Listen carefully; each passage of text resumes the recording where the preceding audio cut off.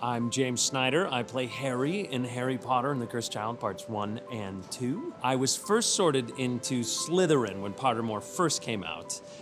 And then I retook the test actually right after I booked this job, and I am now a Gryffindor. So I feel like I'm a bit like Harry Potter in that way, in that there was a possibility that I could have been a Slytherin, but I'm much happier, I think, being a Gryffindor. My Patronus is a black swan, actually, which I think is fascinating because my mother's favorite animal is a swan. And in fact, her name is Susan Snyder, and she signs her S's.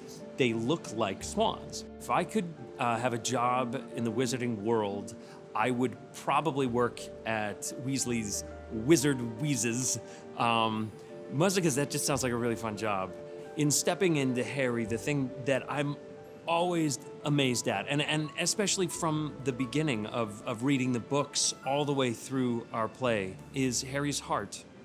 He has a huge heart, and he really just wants to do the right thing. It's something that I think is something to aspire to, something to admire, and also it's just great to play somebody who lets their heart lead them through life. And, it does get him into some trouble sometimes and leads him down some wrong paths in our play, but there's always hope as long as you follow your heart.